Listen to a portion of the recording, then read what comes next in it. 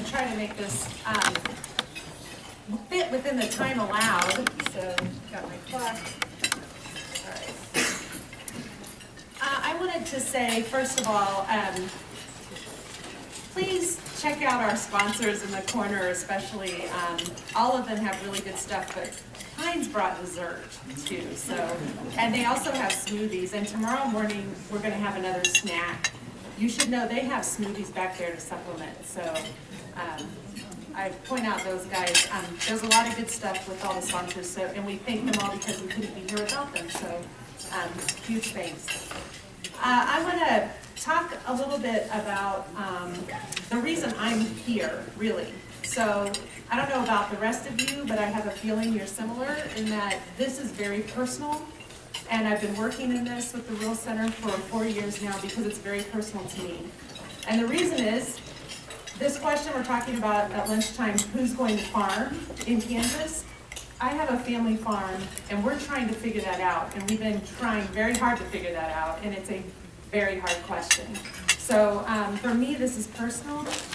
And I realized on the way here that actually, these are some of my family members. And in that photo, we have 5th, 6th, and 7th generation Kansas farmers. It was my great-great-great-grandfather came to the prairies and plowed first in 1851 to take advantage of good wheat prices that year. So we plowed the prairie, and now we're trying to figure out how to put it back.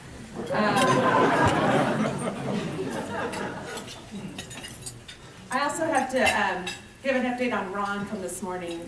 He's doing fine. He's on his way. But Ron,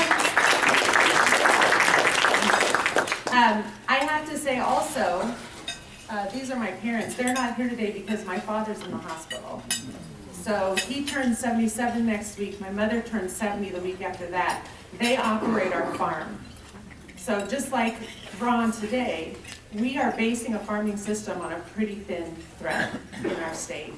And so in our family and families like us, this question of who's going to take it over is really important. But it's also a landscape issue for our state, so it really does affect all of us. So I'm going to attempt to tell a story let me check my time already. Kind of tell it in 4 acts today, if I can. And I'm going to start with just basic statistics. So at the Rural Center, really ever since I've been here, we've been really working on this question of how do we get beginning farmers into farming, because it is a pretty vexing issue. So we've been doing a lot of work, and we did a study last year with the help of Farm Aid to really look at the challenges and who's trying to do it.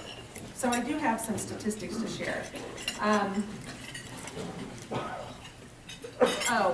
This is if you have kids that cute in your family, you have to show the picture.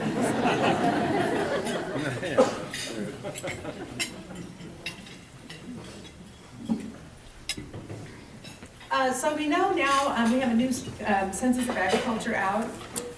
The average farm size in Kansas is now 746 acres. The average acre value per acre is $1,750, and the average farm value is $1.3 million. These are just some graphs that came out of KU that just kind of chart the course of the size of farm increase along with the decrease in the number of farmers. The retiring operator in Kansas, we aren't that different from the national trends. Maybe we're a tiny bit older. We have 38,000 farmers who are over the age of 55. We have 10,000 farmers who are under the age of 40. So we have about a quarter the number of farmers under the age of 40 as we do over the age of 55. If we want to look at true retirement age, so age 65 and above, what our government, what we all decided was retirement age, 65 and above. We have about 20,000 farmers in that age group, and then the true beginning farmer that we would consider a beginner, age 35 and under, we have 4,000 of those. So we have about 1/5 the number of beginners compared to retiring farmers. Those numbers are trending in the wrong direction. That's just, again, average farm size. So obviously, if you're in the western part of the state, you're going to have a larger average farm size than the east. What we're seeing, though, in Kansas in the past 5 years, we have lost 15% of our new farmers. Other states have done more poorly, as you can see in the dark red, but our neighbor to the north, Nebraska, they've gained about 10%. So we have a 25% differential there. We're losing farmers and they're gaining farmers. Anecdotally, when we talk with farmers, a lot of them are telling us, like my parents are saying, I can hang in here 2, 3, 5 years at the most, but somebody's got to step in. And then when you look at a health crisis or a health event, that just makes that even harder. It's very precarious. Farm Journal reports that nationwide, more than 70% of farmers have not identified their successor. So farmers are not making succession plans. There's that statistic. This is actually a group in Cuba, Kansas, last year. Where we are, we see degradation. Aging farmers, along with aging, when you're in the hospital or challenged, it can be hard to keep your farm up. Or who do you have farm it? We're seeing the effects in terms of how our pastures are managed. The one on the bottom is our neighbor, and he makes my dad look like a spring chicken. In comparison, when you look at the challenge for the beginning farmer, the sheer numbers of our population, of course, we've exported a lot of young people my generation and younger especially. We were all sent off to look for careers that would pay well or be reliable. So we have a bit of a brain drain, or young person drain, really. And then fewer than 50% of Kansas farmers make their living at farming. So we have to have other viable options if we're going to be here anyway. And then the cost of entry to farming is exorbitant, and it's also counter to the young person's reality. The cost of college debt is skyrocketing at the same time that the barriers to entry to farming are so high. So currently, 2/3 of recent bachelor degree recipients have outstanding student loans with an average debt of about $27,000. 2 decades ago, only half of recent graduates had college debt, and that average was $11,000. So at a time when we're taking on a lot of college debt, looking at farming as a career is not that encouraging. A new combine harvester would cost $500,000 according to Google. I Googled that. And then you add that to a $1.3 million Kansas farm value, and the metrics don't look very good for transition. So the question becomes 2 parts: who will own the land, and then who will manage the land? Because in reality, it's probably 2 different people and will continue to be that way. So land is part of what the Kansas Association of Community Foundations calls a transfer of wealth issue for the state. And so they are looking at the numbers of the transfer of wealth out of our communities and out of our state in the form of assets over the next generational transfer. And they've estimated that by 2020, we will have $79 billion in assets transfer, and most of it will leave our communities, and probably a lot of it will leave our state. So they've set a goal of keeping 5% of those assets in communities through community foundations. So they're asking citizens to donate land assets just on a small level to keep some of that resource in our communities. Whether you're going to donate it or sell it or hand it off to heirs who might live in other states or cities, or whether you yourself are elderly on the land, somehow, somewhere, new stewards have to come in to be able to manage the land. And for a lot of us, we want stewards who will manage it the way we would like to see it managed for an ecological future. So this brings up the question of who's actually going to farm. We, in our study with Farm Aid last year, did this in-depth look at who is actually trying to farm as a new farmer. And actually, there are 3 really distinct types of new farmers in Kansas. One of them, I call them the re-careering farmer. So they tend to be ages 51 to 60 or even a little older. They're coming from other careers and they're bringing fairly significant assets with them, and they're investing in farms. Maybe they're buying what you would call a hobby farm or a hunting location, but then over time they're developing that into a farm. So they come in, they're an interesting crowd because they come in with preconceived notions about business and how farming should work. And so they need some training and education in the business of agriculture and how agriculture works. And really, they're very voraciously looking for that, and so they're a lot of fun to work with. The second group would be what we call the millennials.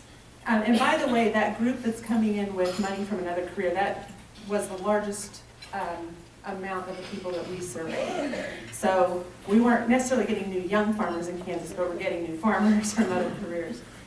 And by the way, they tend to be idealists. Some of them really had to re-career, like military veterans, but a lot of them just really were not happy with life in the city. Okay, millennials. And by the way, Natalie Fullerton really did the work on this study, so she may have stepped out, but thanks to Natalie.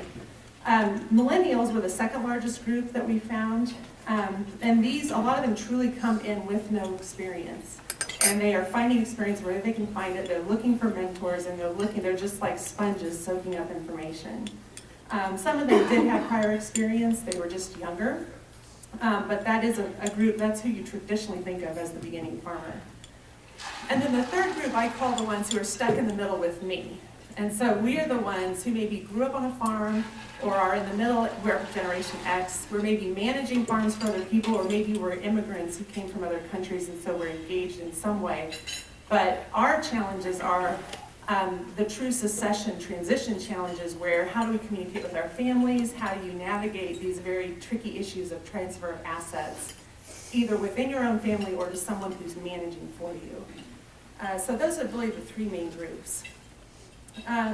Overall, some challenges, even the contractor professional farmers are aging out, so they are going to have to transfer those businesses to the younger.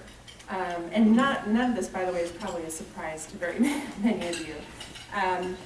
We have a lack of know-how among people who'd like to get started in farming. And research shows it's more dangerous for these individuals also, because those of us who grew up on farms come with a kind of, it's in our blood. Dale Kirkham says osmosis, I think we know, but they don't necessarily, so there's real danger for them that needs to be addressed. People have a hard time connecting with mentors, especially over multi-year. If you're talking about a production ag operation, you can't just go do a summer with growing growers and come out really, you need a much longer term mentorship. And then for farmers, mentoring and training doesn't necessarily come that easily. So that's how you're checking this. Obviously, getting started with capital land is very challenging. And then the usual dynamics of business transition of all types, you need to do it the way we do it, because that's how it's done, okay? Really, fortunately, there's work being done in this area by us and the other organizations. The Ag Mediation Services booth out there has a great series of workshops coming up on how to navigate these challenges. Groups like the Rural Center, Kansas Farmer Union, we're partnering to try to find what kind of programming we can put into this space. I will lay out, if you will, a 5-point plan that we see at the Rural Center. One, the education and information that we can be providing with partners at K-State and elsewhere. Number two, working with the Kansas Farmers Union to build the Beginning Farmer Coalition in Kansas, which there's a booth out there if you'd like more information on that. Number three, working with our local economic development officers, because new farmers really need that support in their communities, and those economic development folks are interested in new opportunities. So if they can understand farming businesses, they can help. So we'd like to see that network grow. Education support through our community colleges who may be in a position to provide longer-term training. And then we need a few technological linkages that organizations like ours can build, like land links, etc. So that's kind of the basic facts of the matter, or Act 1, if you will. The thing is, I just told you the easy stuff. So, what is really standing in the way of the transition to beginning farmers in Kansas? Let me make sure I didn't miss any slides. No, I didn't. Okay. So like most stories, the beginning farmer transition is a good news, bad news, and I just told you both. The good news is that those problems are fairly manageable, and the bad news is that they are the easy problems. So what do we mean by easy problems? In leadership theory, coming out of places like the Kansas Leadership Center, they talk about two types of challenges, the hard challenges and the soft challenges. So the hard challenges are actually the easier ones, the technical ones, the things we can provide education for. The harder ones are what they call adaptive challenges, otherwise known as Leadership Without Easy Answers, which was the original book by Ron Heifetz that spurred the idea. Technical problems, according to the Leadership Center, are usually clearly defined and have ready solutions that can be implemented by authority figures or experts. Adaptive challenges are dramatically different. They require us to learn new ways of operating. Progress is made when stakeholders, not simply authority figures, so that means all of you and not just K-State or NRCS or whoever. It's when we engage and take action. The most important thing is an adaptive challenge is so hard because it almost always involves some kind of loss. So all of us in this room could lose something if we really want to get to the root of the problem.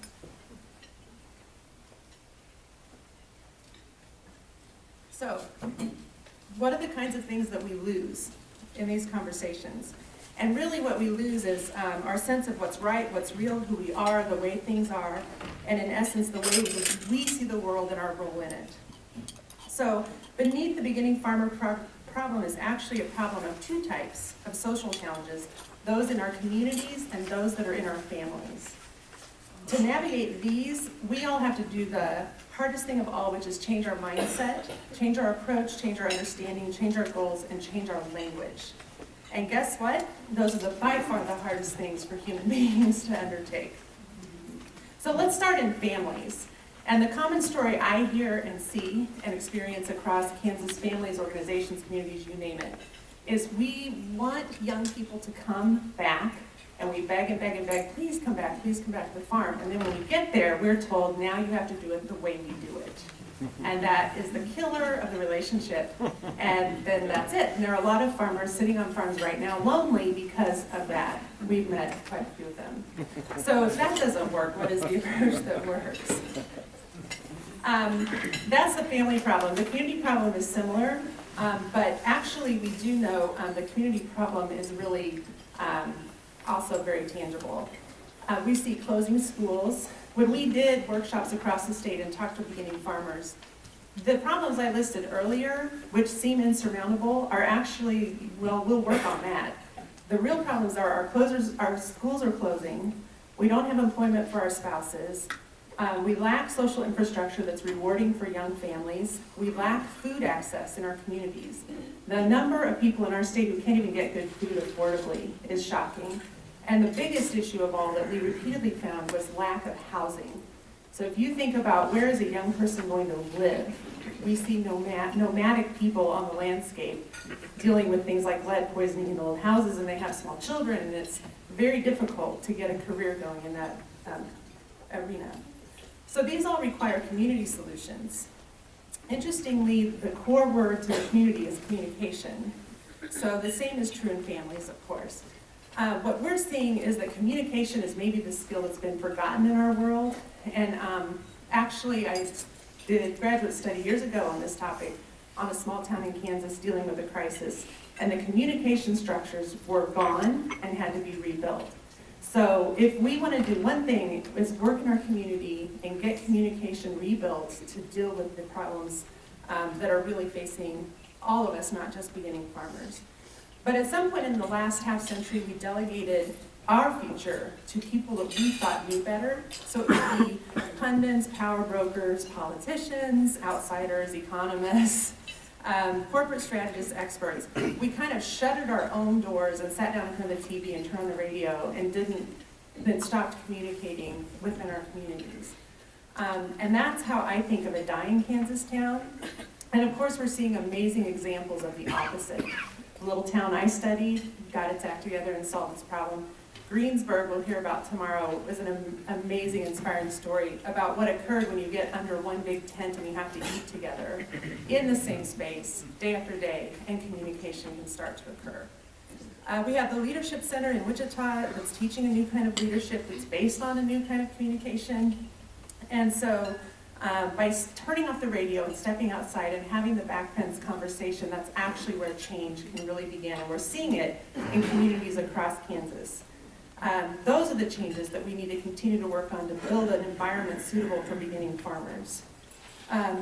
in the new way of thinking about communication, going back to this is the way we do it, communication is a creative act. So I'm here telling you something and you're listening, but what leaves this room is a third thing, and that's communication.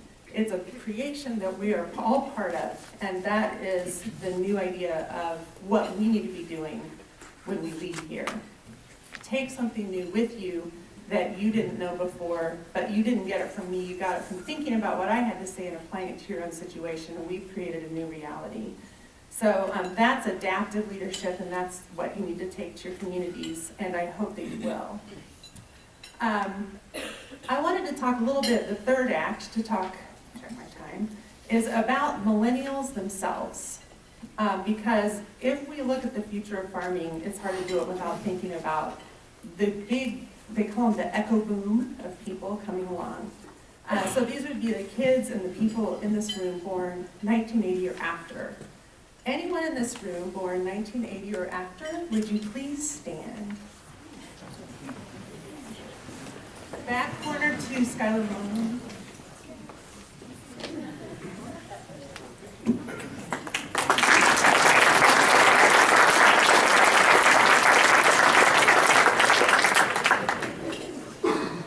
Okay, here's the thing. All of what I just said is kind of crazy, but these people are doing it. So it must not be insurmountable, or they wouldn't be here trying to do it, right? So it helps us to understand who they are and what brings them here. Did you stand that side? Yeah. Okay.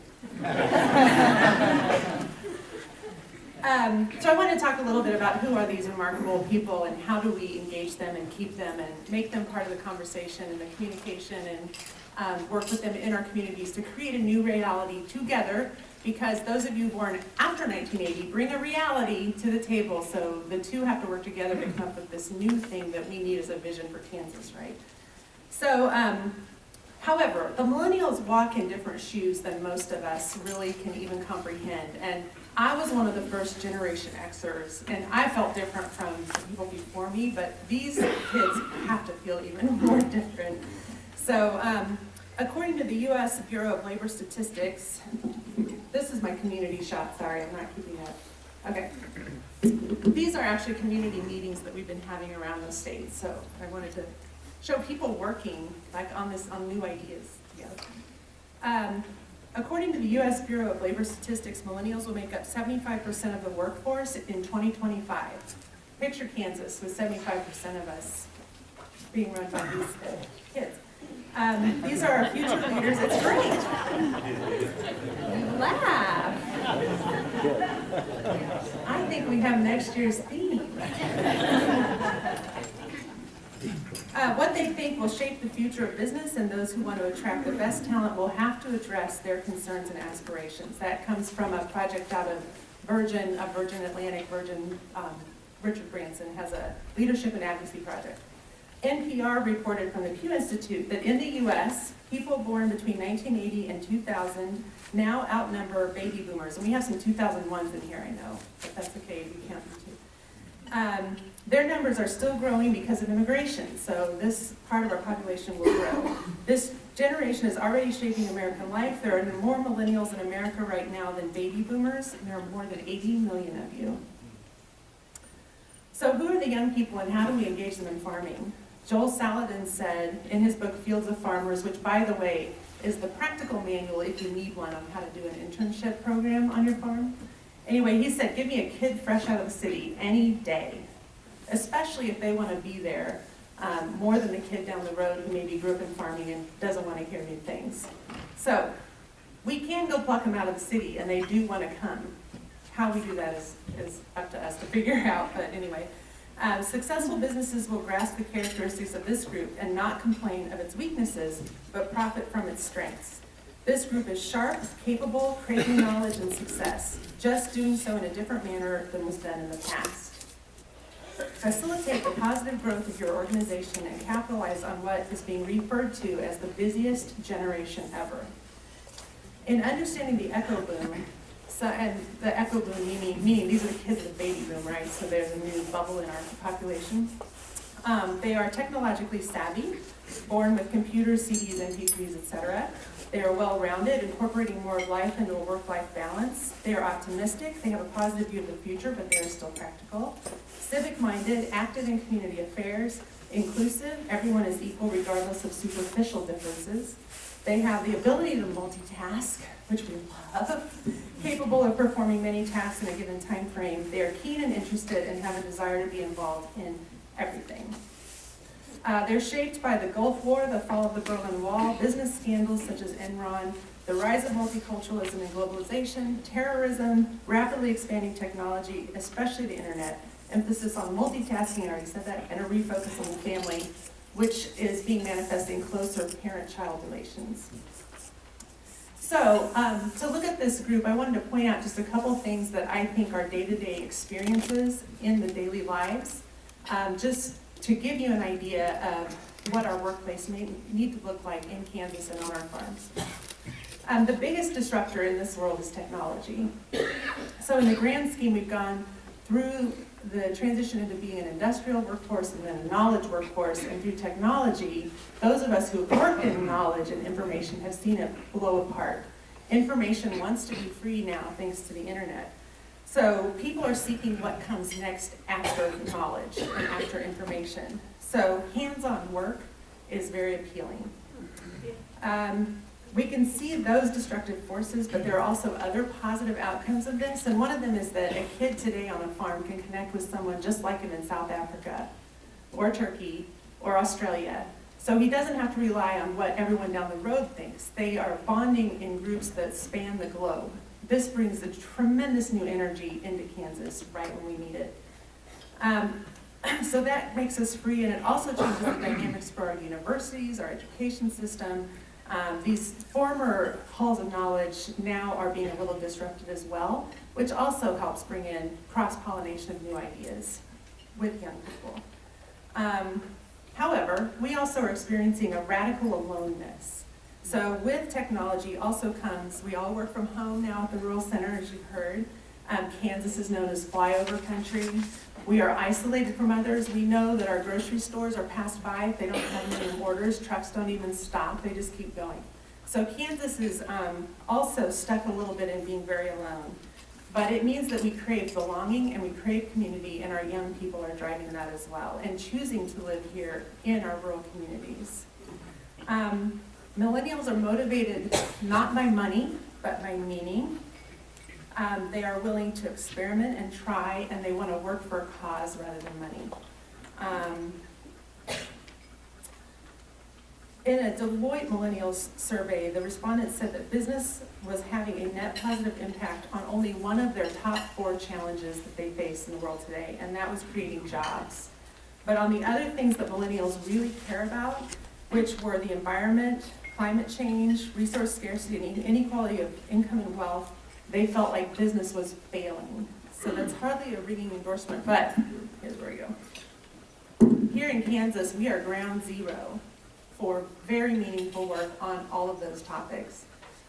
This is a very blurry picture probably because I've stolen it a million times, but these are just the world's grasslands. And on our farm, one thing we're doing is we're working with the Savory Institute, which is a global holistic management network, to learn how to manage our prairies more holistically, to help address the issue that most of the world's grasslands are really facing increasing drought and desertification. So for a young kid today to be motivated to work on this side of a problem is what we offer in Kansas, if we can connect up with it. 2 other points from Fred this morning. When he touched on this in his poem, but it was about anger. And there's been some compelling work coming out that young people today, in fact, do harbor a fair amount of anger toward the generations that came before. And he was laughing at me.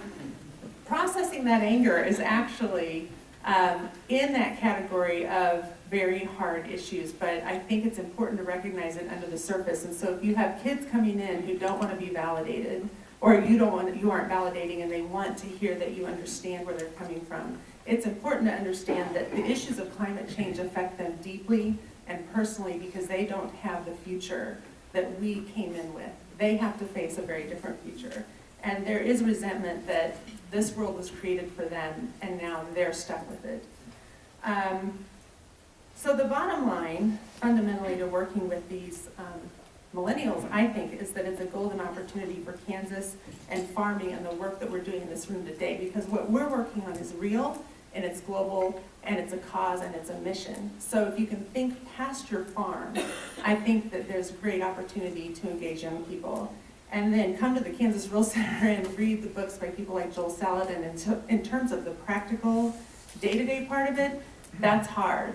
It's hard to come up with how do I communicate with a new person to teach them how to farm, right? But it is possible to do. Finding those people and engaging them is probably the hardest part. The final thing I'd like to say as a prescription, though, that I think cuts across all of it and that we will learn here today and tomorrow, comes from the Rural Center work this past year on our statewide farm-to-fork assessment. And what we continually find when you want to solve the problem of beginning farmers and who is going to farm our land, it always comes back to what are they going to grow. And the radical idea in Kansas is that perhaps we should be growing food. And if you see,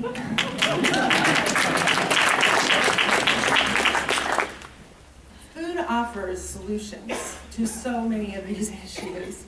Let me see if I have, yeah. So these are the parts of our state that are challenged by access to food. If you're farming in those areas, what if you were to grow some food? And by food we mean, cantaloupes or beef that your neighbor would buy from you.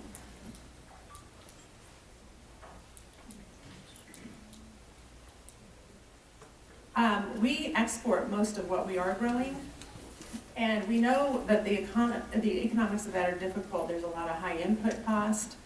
You're really subject to the markets, correct, in what you can get for your food or for your product that you're selling. But I'm not going to steal the thunder from tomorrow's announcement of this assessment and the action plan that we're prescribing, but I'm going to give a few little bits of it.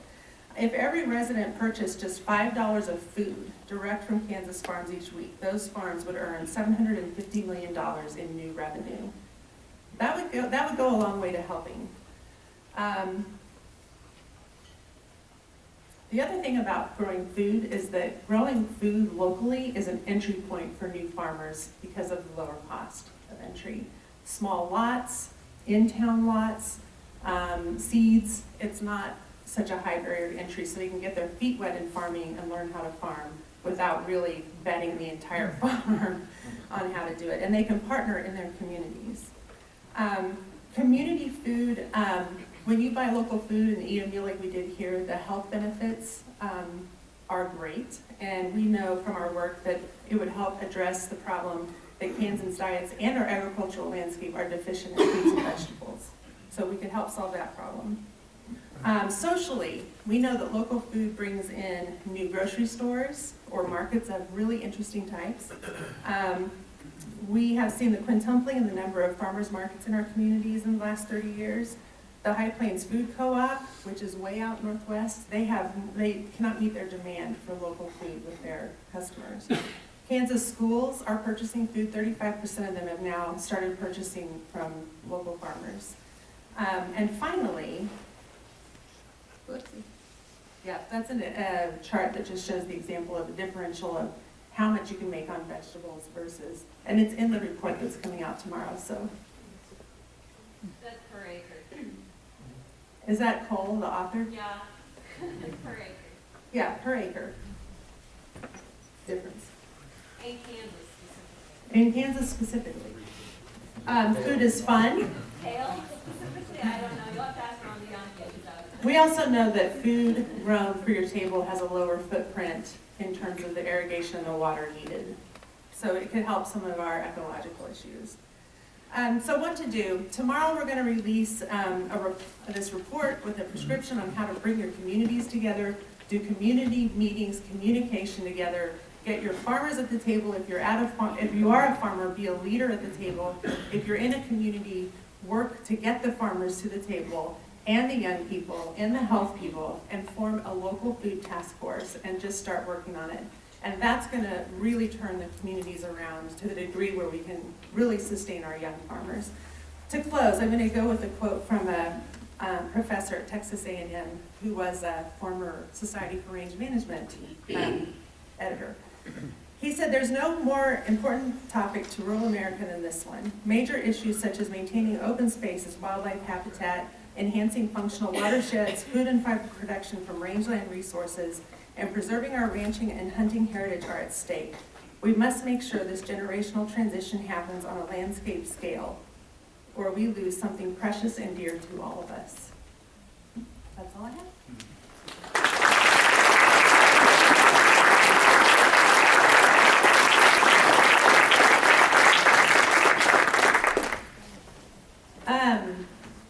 We could probably take 3 minutes. Is Fred still in the room? If there's a question for me or for Fred. Fred's asleep. Any questions in the last 3 minutes? If you would like to really understand our farm to fork report, Cole Cotton is your gal. And then Natalie Fullerton is also your gal, because she did a hard work. There's Natalie.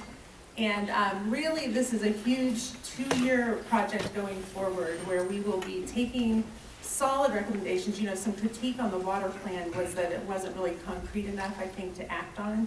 We worked very hard with policy analysts, researchers, people across the state, citizens, to make very actionable action plan for things we can do in 2 years to make this all a vision, having a community food system that's here for everyone. So, any questions? I say go forth and take a break and head to your sessions that you want to be in at 1:30. I have one last announcement from Lucinda Stunkel. There's a barn dance here tomorrow, 7 p.m., Contra Dance in Manhattan. We'll put this up on the registration desk if anyone's interested. Thank you.